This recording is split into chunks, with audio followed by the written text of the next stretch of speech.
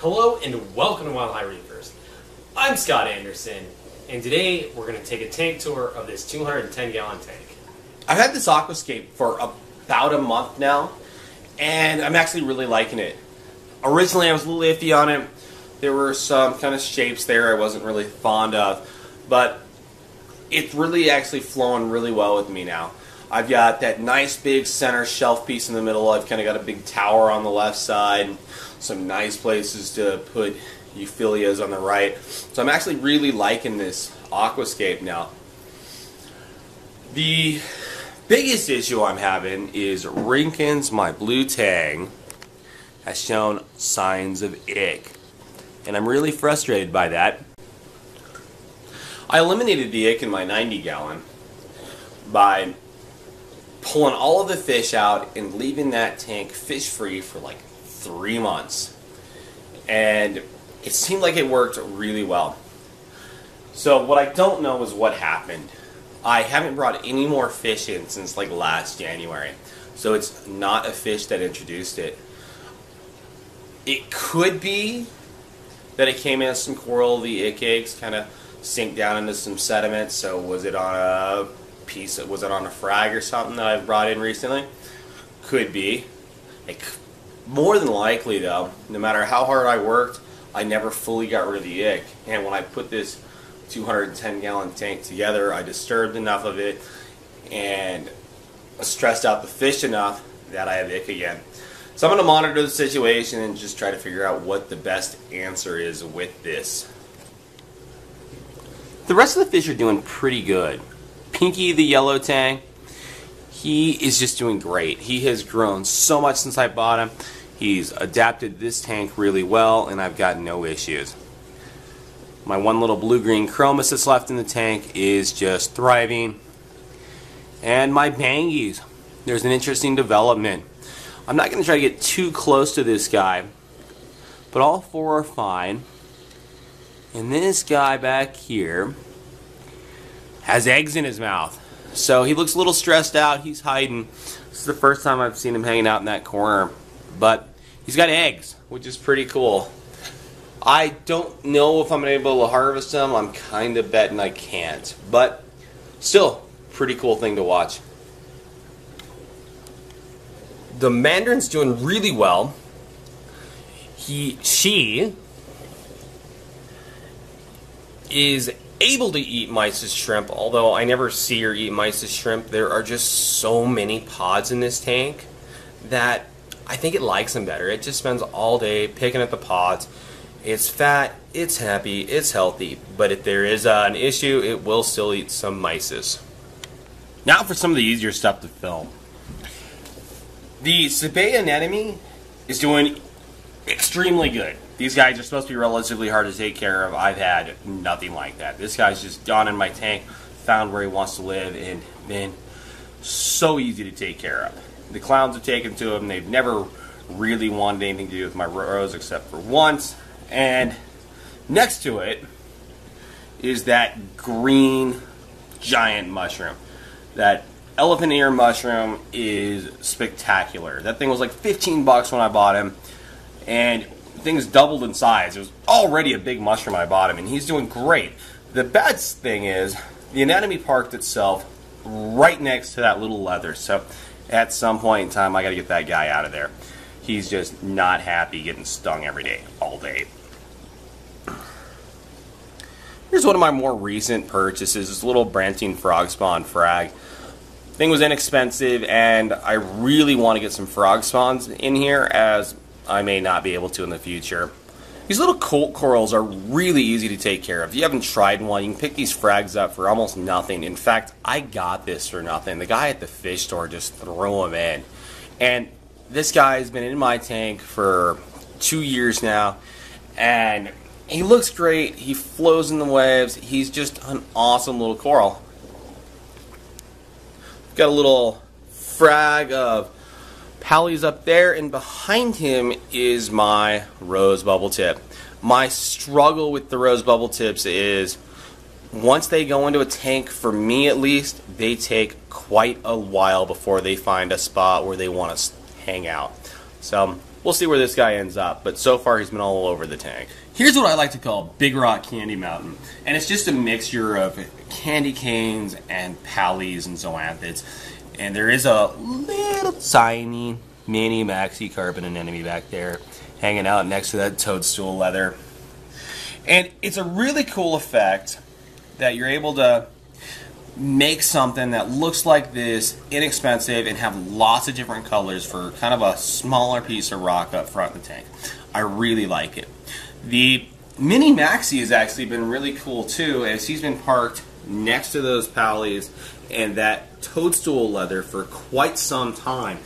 And he doesn't seem to be really causing any harm, and he's a lovely color. If anything's adapted well to this tank, it's this big Singulara leather. It has just loved it in that spot. The lighting, the current, everything is just perfect for it. And for that, it is about twice as big as it was in the 90 gallon. I don't think it's all growth. I think it's just its ability to expand out. But it looks great. The other interesting thing about this Singulara leather is that it's been about a year that it's been under the LED lighting. And before I was running 20K metal halides. And under those lights, it was this bluish green color. It was a really nice color. And you'll see here it's more of a reddish brown. But you can just see from the health that it's doing really good here. My guess is the 20K lights were too blue for optimum health on this coral. And here, it just looks fantastic. Next to it is a pagoda. And I love this blue pagoda. And it's actually doing really well right there. It is touching the Singulara leather, which I would find worrying, other than both show extremely good health. So as long as both are in good health, I'm not going to move them. So here's what's left of my Archway. And it kind of broke. So the Archway itself broke. When I took it out of the tank and was trying to maneuver it into this new tank, the Archway itself broke in half. That sucked. What sucked even more is that Digitata colony. That thing was really pretty good size. The thing's probably roughly 4 or 5 inches across and had been growing really fast and really well. Well, when the other piece broke, it shattered. So now I've got little pieces of Digi glued there, and I'm starting a little Digi Garden over here. But it's all going to be lovely. It's all just going to spread the Digi everywhere, but it just kind of sucks because I like really big, nice corals. The red plating Monties next to it are growing really quickly. The coloration's great, and it's actually working really well in that spot. The one big surprise is this Duncan's colony right here. And it's a relatively low light spot. It's sitting there kind of in a dead spot between the two lights, and it's below the center brace. And yet, it appears to be thriving. So I haven't tried moving it. It's just really big and full. My plan for this section of the tank is to really focus more on SPS corals. And you can see I got my Digi Garden here. It's starting to grow out. Nothing's really growing fast or active yet, but it's all still just kind of settling into the new tank. I've got a little piece of that plating Monty that we just saw. And this bird's nest. This bird's nest is actually a big surprise in my world. This bird's nest I've had for 5-6 months now, something like that. And in my old tank, it was knocked off every time I tried putting it into place. And for whatever reason, it doesn't seem to like light. So I would put it in a high light spot or relatively high light, and it would start to turn brown, and the fish would come on and knock it off, and it's been lost under rocks and all of that. And even when I put it back into this tank, I put it into a spot that I thought would be good for it, and it was knocked off. And the other day, I found this thing under the rocks, and I glued it on. So this has been about 2 weeks. And most of the tissue's come back, and it's showing signs of new growth. and the coloration's turning green. And what's really weird is I've got this big toadstool leather right here.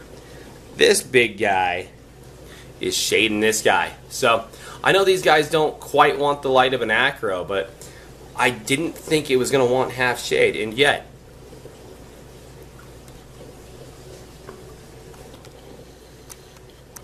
Now for the problem corals in my tank, and there's 3 of them for now. When I first put this guy in the tank, he looked like he was going to die. This tank, 3 days in the sump downstairs, was just the flattest, ugliest thing. It spent like a week without opening up. But finally, it started opening up, looking better. But it was this really light pink color, and in the 90 gallon, it was big, it was full, it was burgundy. And my guess is that was due to the lighting. In the 90 gallon, it was up very high and near the LEDs. So, in this position, I had this purple worm brain, and it's doing really bad too. So I thought I'd switch some spots in hopes that the worm brain would appreciate the lower lighting and that the colt would appreciate the higher lighting. This worm brand is just STNing, and there's just nothing I can do about it. I've fragged him, I've dipped him, I've done everything I can think of, and it's just slowly dying. And I think it has a disease, and I've got a Fabi in here that's got the same thing. My guess is this guy was sick when I got him in the mail, and that he spread the disease to my green Fabi. I'll give you a brief shot of what that guy looks like. This green Fabi I've had for almost a year now, and up until about a week ago, he's been extremely easy to take care of. But if you can barely see the back, you can see that pink bit, that's where the flesh is receding off of it, and it just keeps going. I've moved it there in hopes that the lower light would be better for it, but it just doesn't seem to make much difference. I'm guessing it caught whatever disease is killing off that worm brain, and that both of these are slowly going to die. The smartest thing would probably be to pull this guy out of the tank and throw him and the worm brain away, and hopefully not kill off my 2 lovely pineapple brains. But as they don't show any signs of the infection yet, and I try not to give up on corals until it's just the end, we'll let them stay a little longer. I really think this rock is really cool. It's got some purple mushrooms on it, and that's what was on the rock when I bought the rock. The rock with the mushrooms and everything was 12 bucks. And I originally put this in the tank near the zinnia colony. The zinnias grew up onto it, and kind of stopped the zinnias, I bought some $2 frags of pallies that grew onto it. So I got 15 bucks, 16 bucks in this whole rock, and it's just really cool. And with the 3 species, so far everything's under control. Now, I'm guessing eventually something's going to take over, but as is right now, I just think it looks really cool. My Devil's Hand Leather's had a hard time since I put it in this tank. I just couldn't find a spot that it really worked in. And finally, 2 days ago, I stuck him there, and he's actually just like perfect for that spot. There's a little pistol shrimp that lives underneath him. He's got reasonable water flow that makes him happy, reasonable lighting, and he's also got the rock structure to kind of prop him up. And he's just doing great there. So I hope this trend continues. And here's one of my favorite corals in the tank, the gold hammer. This thing is just amazing. The coloration is just eye-popping. Now, one of the problems I had is when I first put him into this 210, it didn't want to open up. And what I've kind of figured out with hammers over time is that they really like lower water flow. And when you provide them with lower water flow, they really open up big.